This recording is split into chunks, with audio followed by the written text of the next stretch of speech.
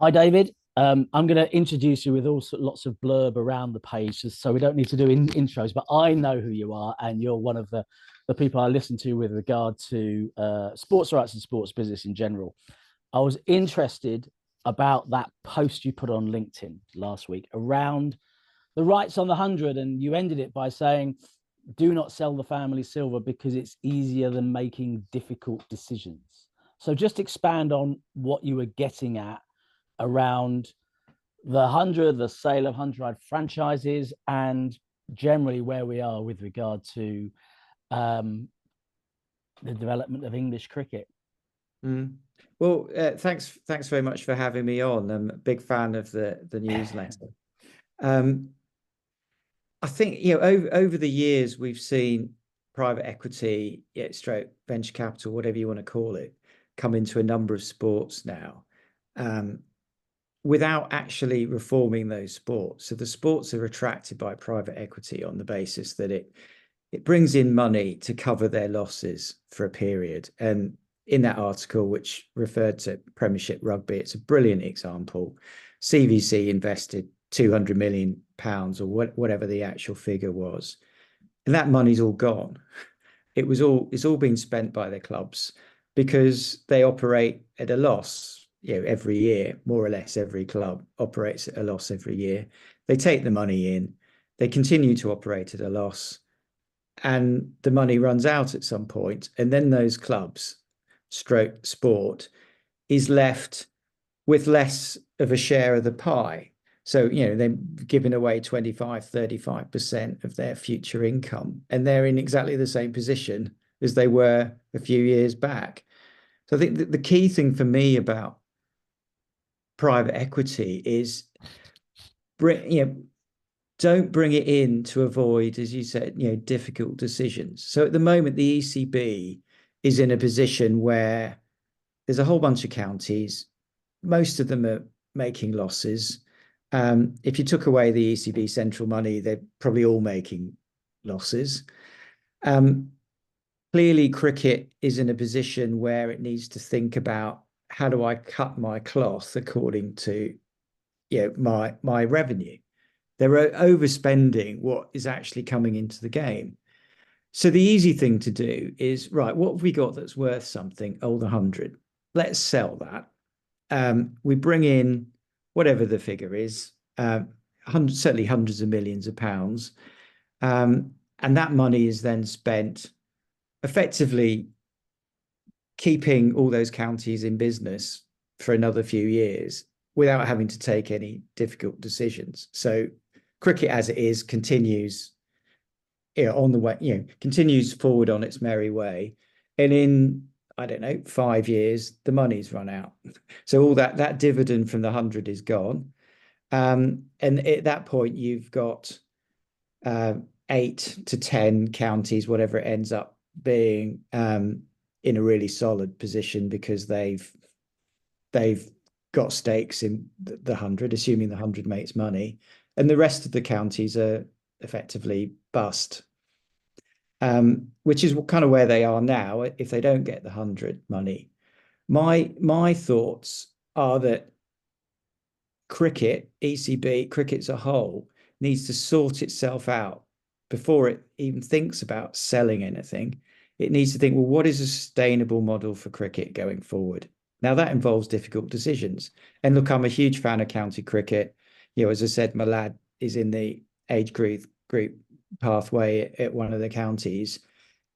Counties are incredibly valuable for bringing grassroots through to the professional game and even in the international game. But one of the difficult questions is, are there too many counties? Now, I don't know what the answer to that is, but a deeper question possibly is, are we paying the players too much money for the money that's being brought into the game? The answer to that, certainly for Red Bull, is probably yes. Do all those players need to be professional? Could you go back to the days, of almost, you're contracted for half the year or you're semi-pro? Should you have different squads for Red Bull and White Bull if White Bull makes all the money? But yeah, and the $64,000 question is, what should the calendar of county cricket be? Until you get that right, selling a chunk in the 100, which by the way locks then the 100 into a month slot, it becomes an immovable slot once you sell it, because whoever buys into it is only going to do that on the guarantee that you've got a key slot for the 100 in the summer. So the 100 then becomes an immovable beast at that point. For better or for worse. But it then makes it very difficult to do any of the other stuff that needs to be done to make county cricket sustainable. If you've locked that in my view, you need to sort how it's all going to work out, and then work out, okay, well, where does the 100 fit in an ideal world? And at that point, it might make sense to sell some 100, but only if you're going to use that money to invest in the growth of cricket rather than just sustaining loss-making businesses, which in 5 years' time, will be gone. And bear in mind, you effectively sell. If the 100 really is going to make loads of money in the long term, surely it's better for cricket that income to be coming into cricket generally than to be giving it away to venture capitalists. So if you sort cricket's issues out first, you might not actually need to sell the 100, and then you have this future income coming down the line. And the other thing I'm very uneasy about in venture capital, private equity, is these guys are only in it to make money. They have no interest whatsoever in the game of cricket. As I think I've said in my piece, they're only interested in their bonuses. And how do they make their bonus and make their money? They sell their stake. So they invest. They hope that stake grows, that the value of that stake grows, and then they sell it. That's how they get their money and make their returns. And then they sell it to somebody else who then comes in. So you might be really happy with the partners that you approach now, think, oh, well, they're going to work really well with us. But you've got to be thinking, well, in 5 years' time, it might be someone completely different who we've given control of it away to somebody we don't even know who that's going to be in the future. So in a nutshell, that's kind of my problem with the whole process. It feels a bit, I don't know why I can say this on your podcast, arse about face. And it's going to lead to a suboptimal solution because you're putting the 100 before sorting everything out. So it will make it much harder to sort everything out. Now, final point, and I'm not one for conspiracy theories, but the end result of all of this is going to be, you're going to end up with a two-tier system, clearly, of the counties that have the 100 and those that don't, assuming the host counties just don't go and sell their stakes anyway, and then everybody's in the same boat. And that may be where you need to get to ultimately. It may be you've got stronger counties and weaker counties, so you need a two-tier county system, because I think you need to keep all the counties in place at some point, and then you've got lesser counties, like minor counties like Cheshire, where my daughter plays, who potentially should fit into this structure, or whatever this structure might be. But rather than structure it properly, it's almost going to happen by default if we go down this road. Now, whether that's something the ECB ultimately want to happen, open to question. But it's a backdoor way of restructuring cricket, and I'd much rather they did it through the front door. Yeah, I think that's where, there's a million things in that, but where I've always come from is there was no rationalization at the start of this. And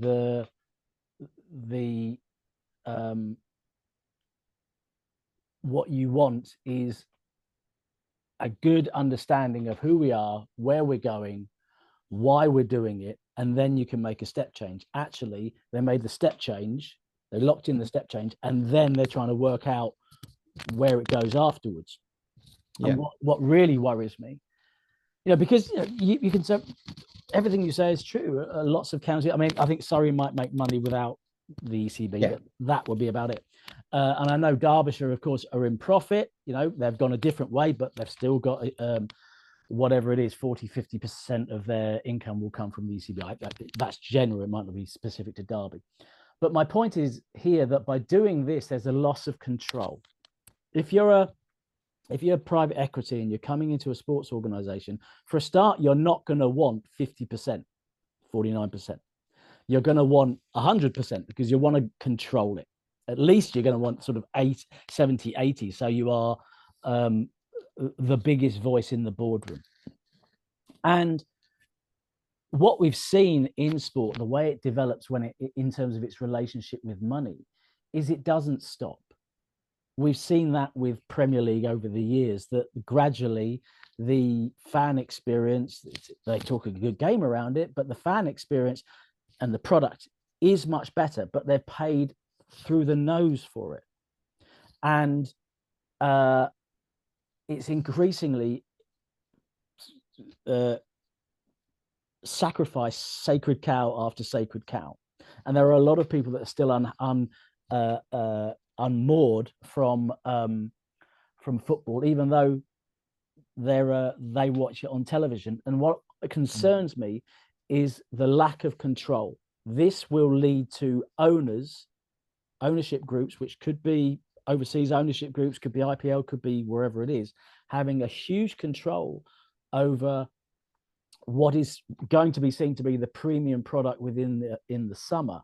That is going to have, and they're not going to bat for English cricket. They're going to bat for themselves, as you would expect. And that's what concerns me about this. It's led to a scenario where we don't have control of our own game, and we haven't done the hard work of rationalizing it, rationalizing a way forward, who we are, what we want to be. Are we about making money? Are we about growing cricket? So that element of control about our future is what really concerns me. Do you agree with what I'm saying? Yeah, no, I absolutely agree with you. And I've been saying for a few years now to anyone who listened to me, sport is at a real crossroads, in that you've got a few sports that make huge amounts of money, and the Premier League's obviously won, the IPL, etc. But other sports, the media rights landscape's changing quite dramatically, and there's not the money in there that there used to be for most of these sports. But the ECB, championed a flat deal, but actually inflation terms, it's way down on where it was, and it's going to continue that way because it was driven by competition from BT to get it up to the point where it is. And I suspect the English cricket's going to have to live with less income going forward, which it already is in real terms. But the fundamental question for all these sports, as you said, is what is our purpose? It feels like every sport's purpose at the moment is we've got to make more money. How do we make more money? We've got to put more things on. We've got to generate more money. And what is that more money for? Well, we've got to pay the players more or whatever it is. But you're right. You need to take a step back and think, well, what is the fundamental purpose of cricket in this country? And what are we trying to do? Okay, white ball makes loads of money, but is that what cricket fundamentally is at its core? And I'm not trying to answer that question, but that question needs to be asked. If we want red ball, if we feel like grassroots cricket and red ball and all these things are really important, how do we put structures in place that makes them continue? And as I kind of alluded to, that structure might be, we don't pay shed loads of money to the players.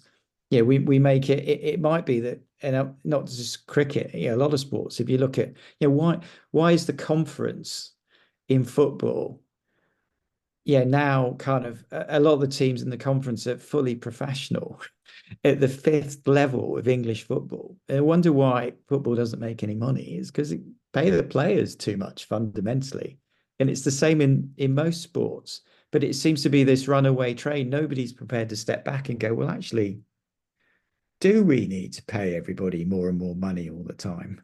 Or is there a better model, which might be you have a much smaller top tier, or it might be, who get more money, if you want, yeah, to produce the absolute top players who can go into international cricket, and then you can try and stop them being poached for IPL and all these things, and then a tier below that, which could be a much broader tier, including the minor counties, say, or it could be something else. But until you actually start asking these questions and working it through, you don't know. And it just feels to me, and this might be an issue, I've read about this somewhere, it might be an issue with the makeup of the ECB itself, in that it's both governing body and driver of commercial, regulator and commercial revenue. Yeah. And it's got a massive conflict there. And so, fundamentally, what is the ECB all about? And you've obviously got some counties that make more money than others, so it's quite difficult to get any kind of consensus county-wise. Which brings me back to the quote that you started with. It will not be easy to do what we've just discussed and lay out what is the framework for cricket, because it's going to be different for different people. So it's much easier just to flog the family silver, because if you're an executive or whatever at the ECB, and look, I'm not having a go at anyone in particular, and you're only there for a few years, it's a far easier route to take the short-term view than looking at the long-term view. Obviously, you're a rights specialist. What do you make of Sky's relationship regarding the 100? It seems central to it. And of course, if we look at what's happened with the Premier League, for example, the Premier League have been excellent at ensuring there's always been competitive tension in the bidding, which has meant until this last round, the revenue's always gone up. And of course, now there's a concern about that revenue per game tailing off significantly, what that means in the wider market. But the relationship with regard to the 100 and Sky seems very, very close. They're wedded together. Is that what you want in terms of competitive tension in order to grow the asset?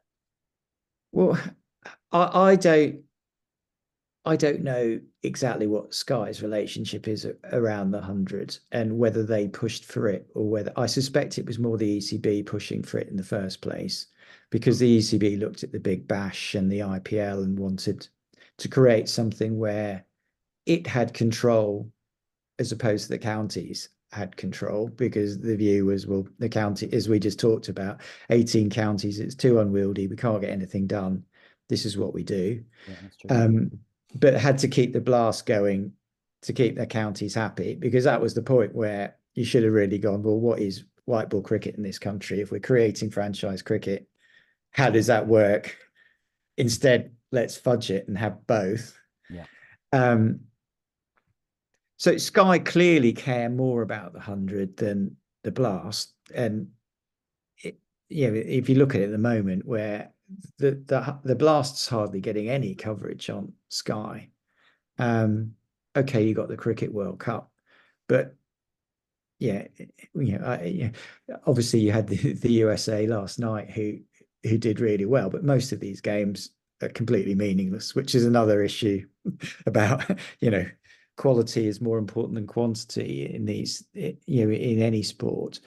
But yeah, the 100, it almost feels like it's just been pushed into the sidelines to wither and die. Again, getting back to my point, rather than making difficult decisions, let's just do it through natural evolution or whatever. But we'll push it off there, and eventually it will go away, because we're not showing it any love and attention, and we've created effectively a rival to it.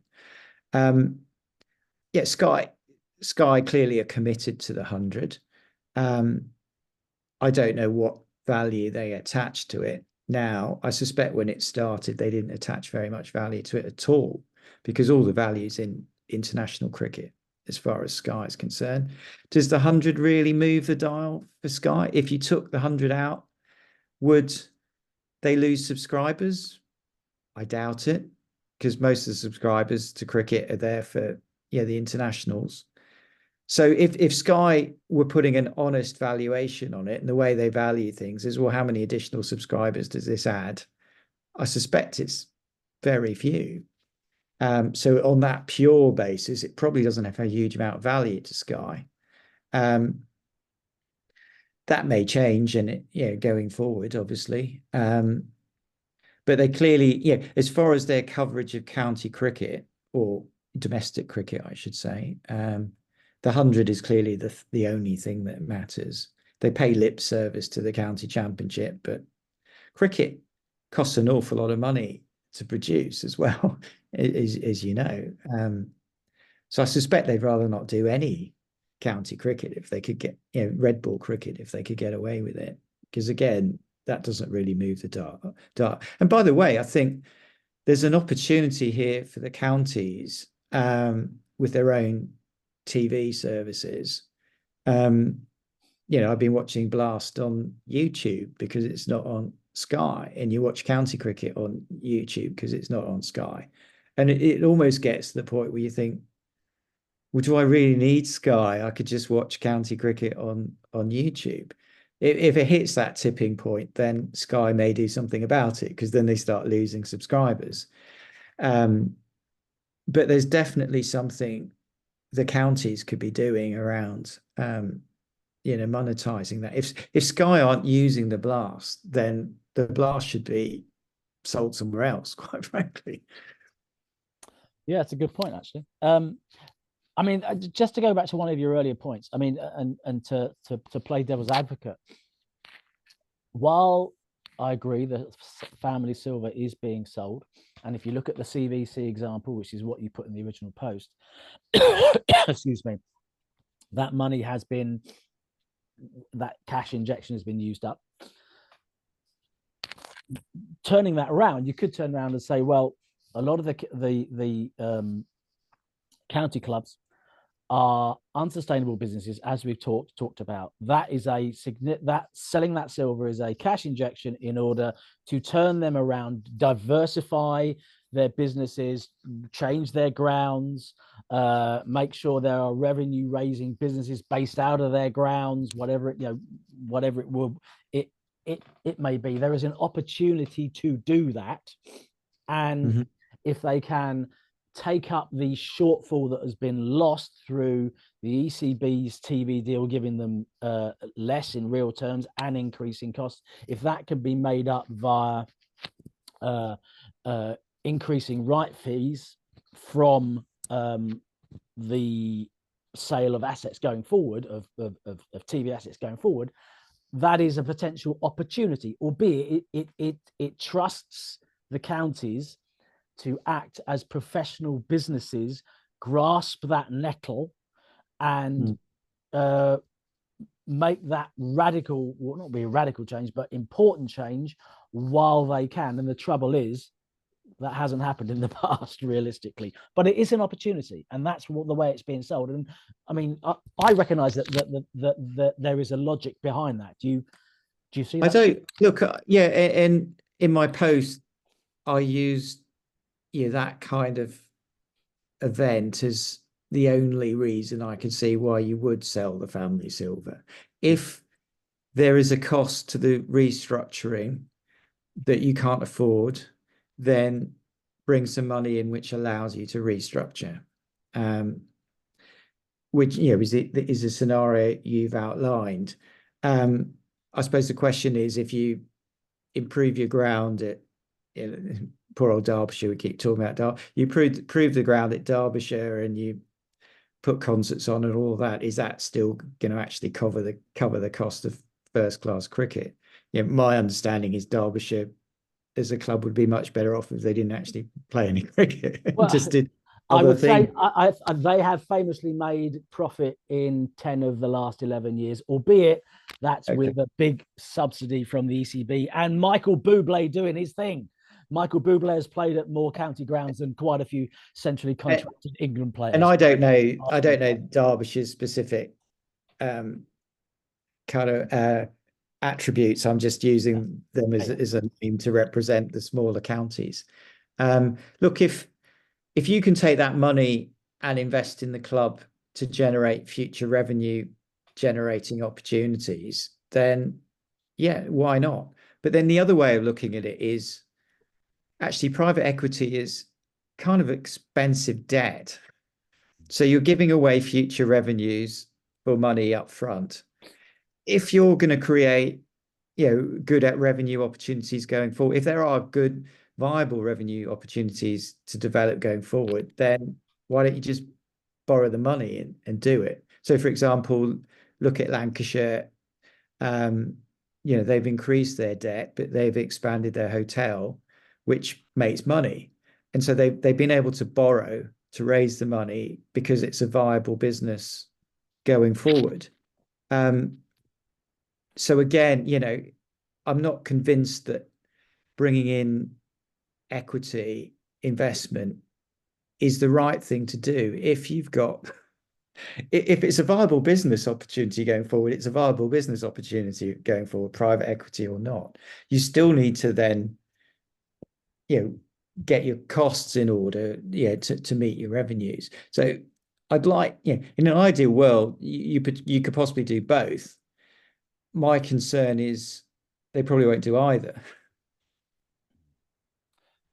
Looking back through history, recent history, obviously you've got the CVC example, but how's this played out in similar sports when they've done similar things, or is the CVC in rugby the best example? I think rugby is the best example at the moment.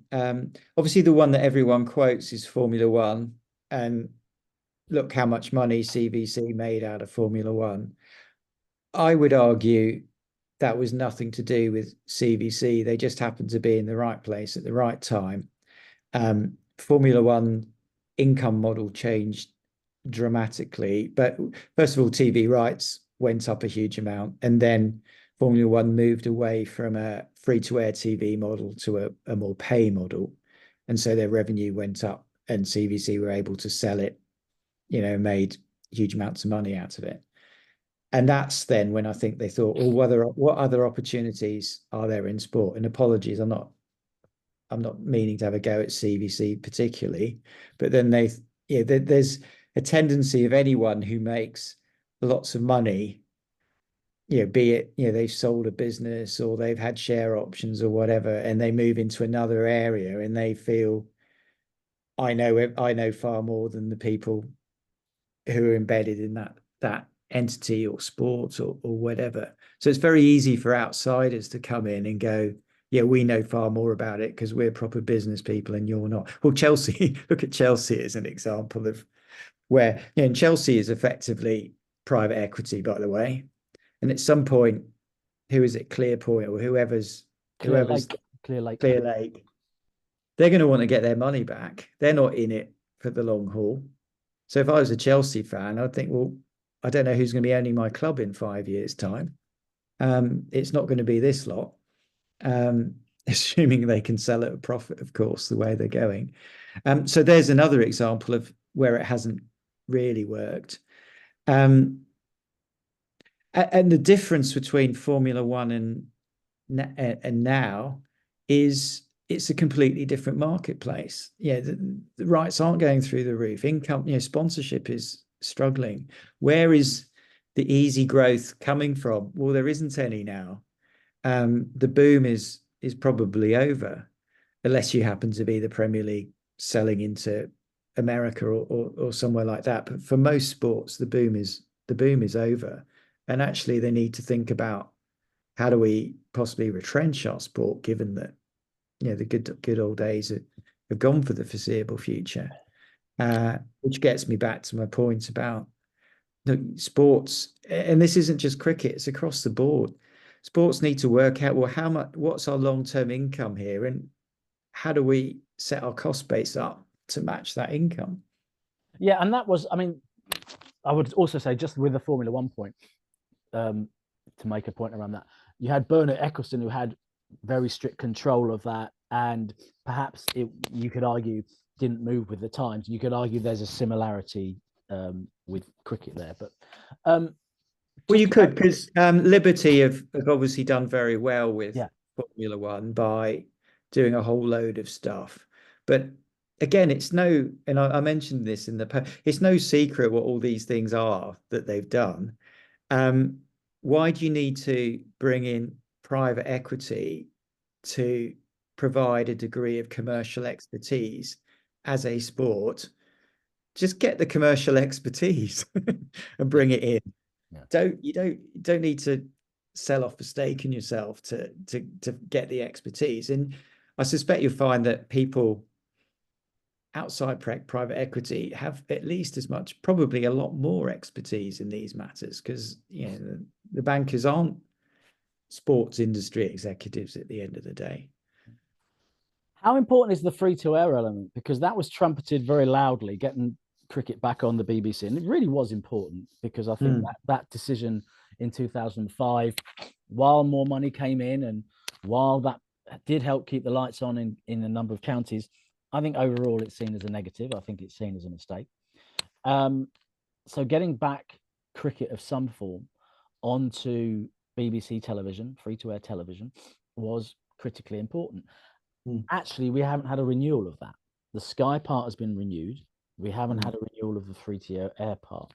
How important is that? Obviously, you've got to balance the growth of the game in general with the revenue raising part of the deal.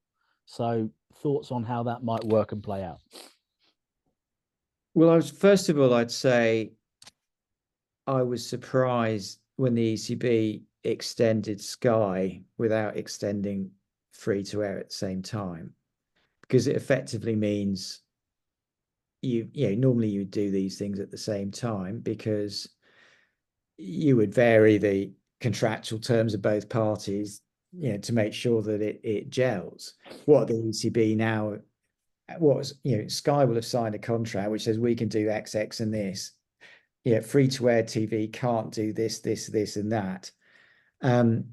So if the BBC, for example, wanted to vary the terms of what they're currently doing, it would be really difficult because it's already locked in with Sky.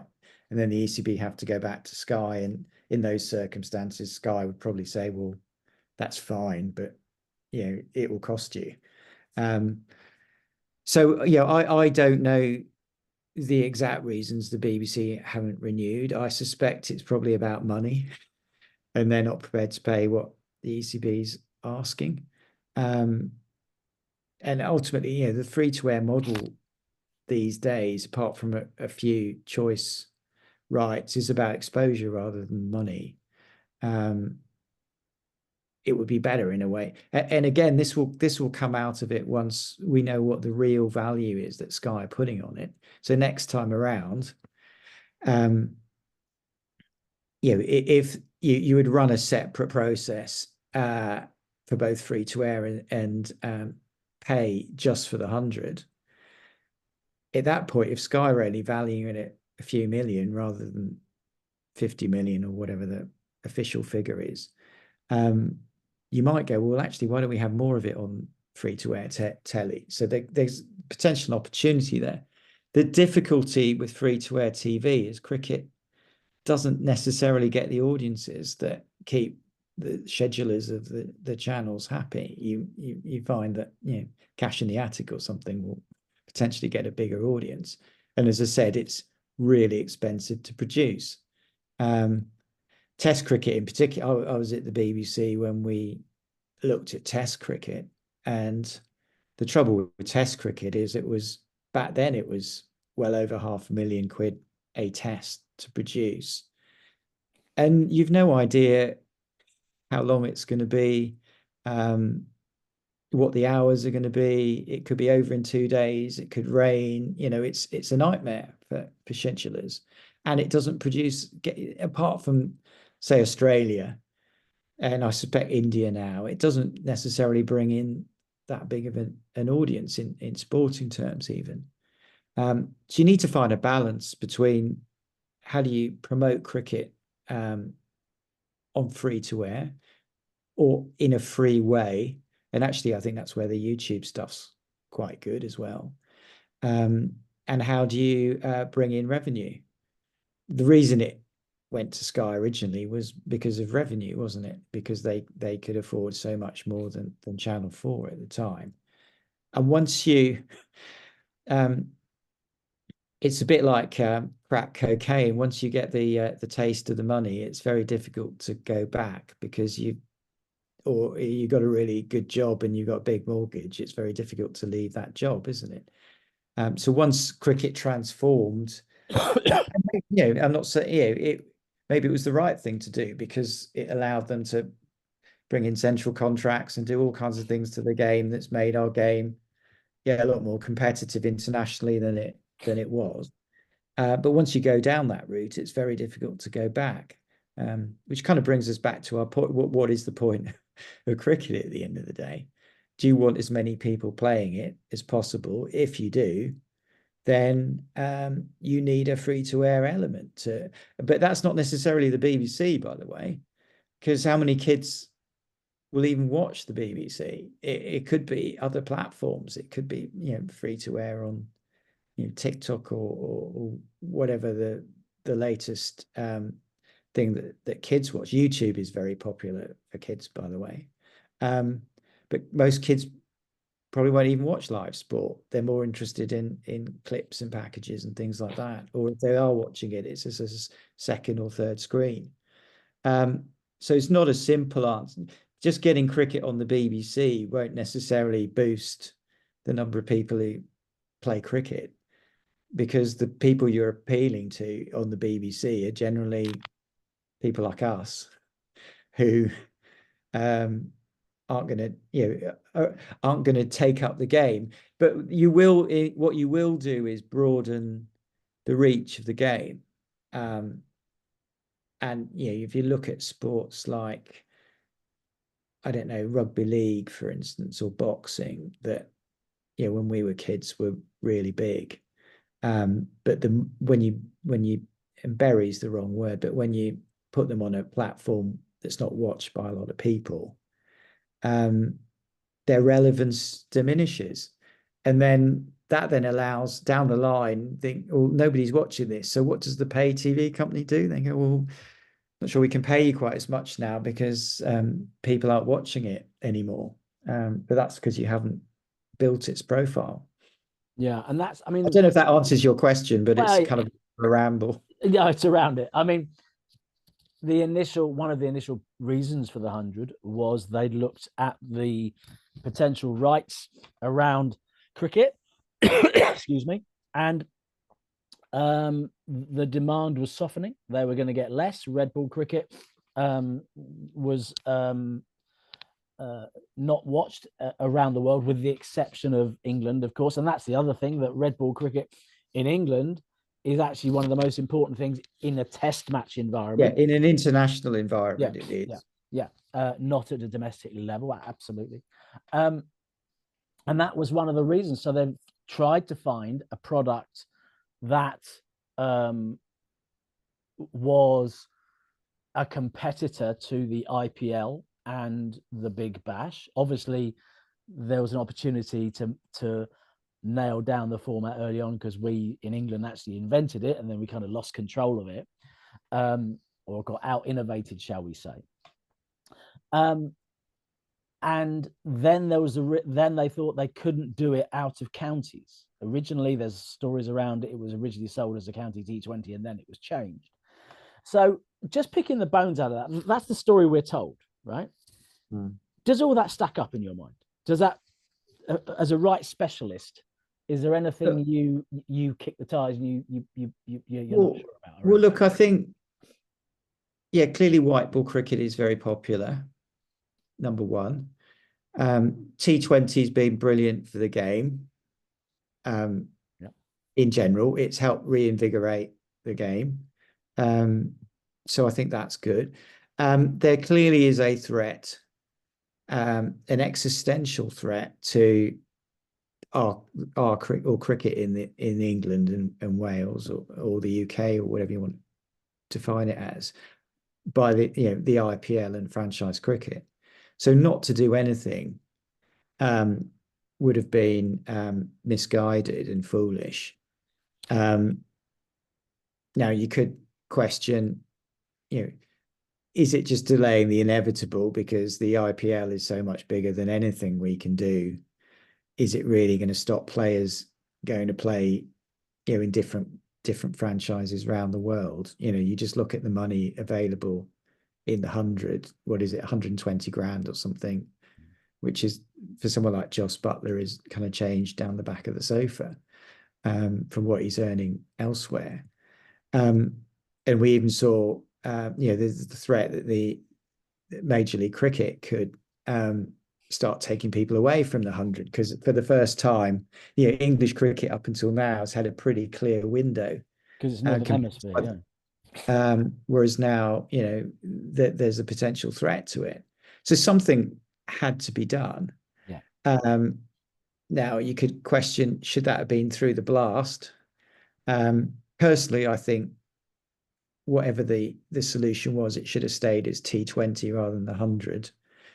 And I think eventually the 100 will go anyway, because if you're getting Indian investors and things in here, they'll want it to be T20. So if you looked at it in an ideal world, the way the world is going, a T20 franchise league with a T20 franchise league with Indian investment, with all the best Indian players coming in, would create a lot of interest internationally, particularly in India, which would drive the rights money up. And ultimately, that's where the growth is going to come. Can you interest the Indian market in this and catch a bit of that IPL? But is the downside that you end up being beholden or owned by the IPL? Loss of control, yeah. So Yeah. just final one, really. I hate the phrase that the 100 is going nowhere, because it implies that it's this omnipotent being. Key decisions have been made that ensures that it is locked in, not least that TV deal and this sale of franchises, which is, as you said before, locks it in that period of time. That fills me with dread. While we can't change what has been deliberately put in place, what are your red lines for the future of English cricket, county cricket, I suppose, in terms of the growth of the 100?